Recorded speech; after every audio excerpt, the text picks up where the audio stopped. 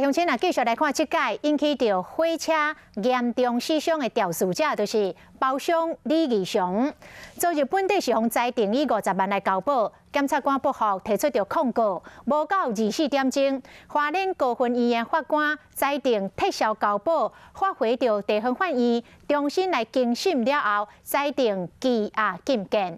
为什么无到24小时为交保到撤销交保这中的曲折？咱做伙来了解。 也要跟死者来道歉吗？交保后，李义雄转厝内未加早锁匙，归去爬墙仔入去厝内，点过工程车造成重大死伤意外，以50万块交保，和受害家属无法度接受。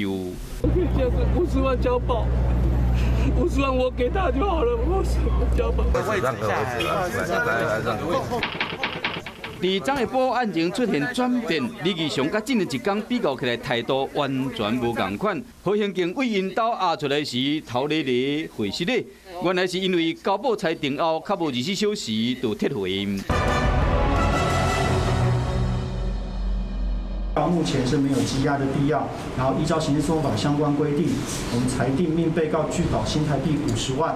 这个裁决引起外界讨论，一个问律师认为讲，主要原因是咱的法律有规定，李义雄并不符合收押的必要条件。地院认为说他有固定的职业跟住所，所以逃的几率不高。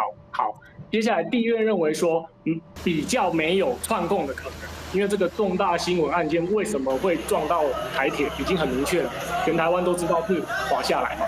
大家现在推卸责任都来不及了，他不太会去跟别人串供。 所以基于这几个理由，地院认为说没有必要。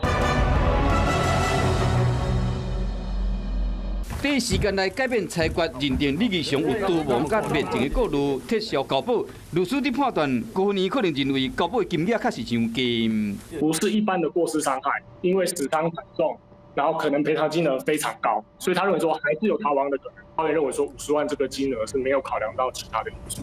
就是因为种种原因，才甲收押起来。